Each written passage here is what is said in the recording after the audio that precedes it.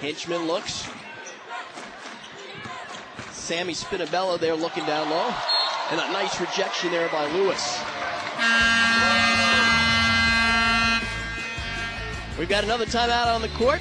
4:39 to go in the second quarter. And we'll take this local timeout on the IHSA Television Network.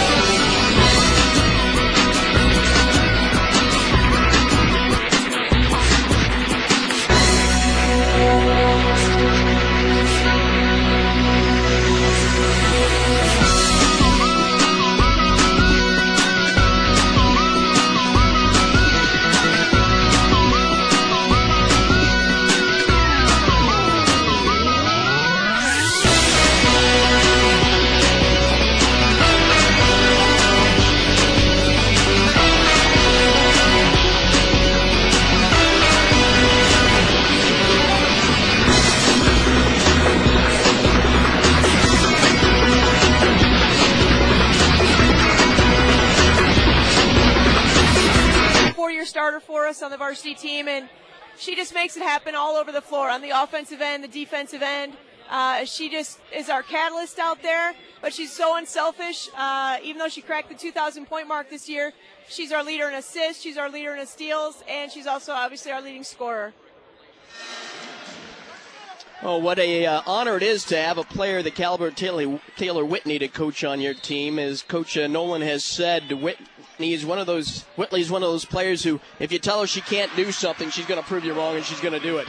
Yeah, she's just a terrific kid too. Safarowicz against the pressure, lobs to Gray. Now Safarowicz going to take it to the hoop, and she draws the foul. And one thing about Safarowicz that's helped her out is she can go left and go right. She uses her left hand. Yesterday in the game, she made a couple of nice left-handed drives. And today she went to the right the first time, and now she came back to the left hand. So it's tough to defend her when she goes to the hoop. She hits that one. She was outstanding yesterday against Bolingbrook. She had 13 points and 5 rebounds, and she's one of those players where the stats really don't tell the whole story of how important she is. No, she's her third option, but a lot of times she's the most important option because teams can take one player away at times and maybe even two, but when you have 3 pretty good players, that makes a big difference, and she's done a nice job this year. Geneva almost threw the ball away. Hinchman looking. Yell now on the top. She'll drive. Got by Gray, but couldn't finish. Wilson couldn't grab the rebound. Yell with it now. And she'll put it in. Nice go up with the left hand. So Geneva back on top, 19-18. Wildcats doing a good job breaking the press once more. What an experience for somebody like Kelly Kuzmanik, just a freshman, getting to play down here in the state tournament. First year on the varsity. Wilson fighting for position inside, lost her balance, and is called for the travel.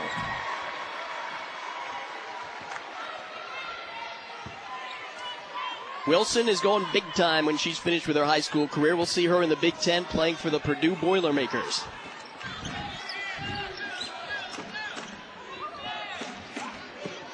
Hinchman for Geneva, picks up her dribble. Taylor Whitley, going to drive on Safarowicz. Little up and under, in and out. Safarowicz the other way. Off the cannon, she's open, and she will launch it.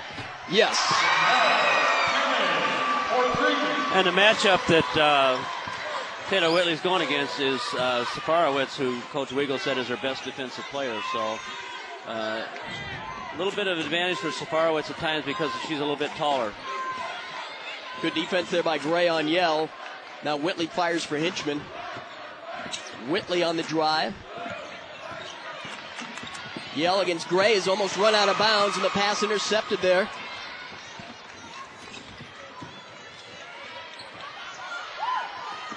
Safarowicz looking inside, can't get it in there. Wilson, high post.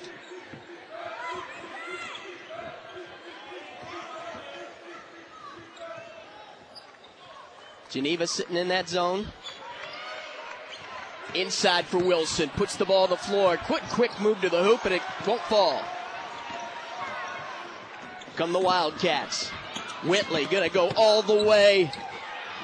No go, and Wilson another rebound, and Safarowicz ahead of the pack. No good. A good hustle there by Hitchman getting down the floor. Wildcat fans wanted a foul call there. Shot on its way is no good by Dudman. Geneva shooting 27% from the field. Wilson drives, and she goes down pretty hard. That was a pretty good foul there by Kat Yell because Wilson had a layup. She fouled her before she gets... Oh, they're going to give her a one-on-one. I thought she was fouled away from the basket. Gray's going to take a seat, and we're going to have a timeout here on the floor. Ashley Wilson off to a good start with 7 points in the game. So Wheeling on top, 21-19 here in the first quarter. Let's do a little trivia, shall we? NAR trivia question tonight. Geneva in the boys' state basketball tournament has a historical connection. Can you name what that connection is? Geneva in the boys' state basketball tournament.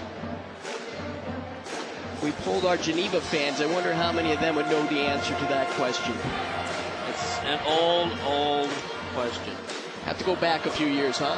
Yeah. That's a little tip, huh? There's our Viking fans. They've got spirit. They don't know. These don't either. They're too young. Really huh? fans. Wrong generation. Yeah.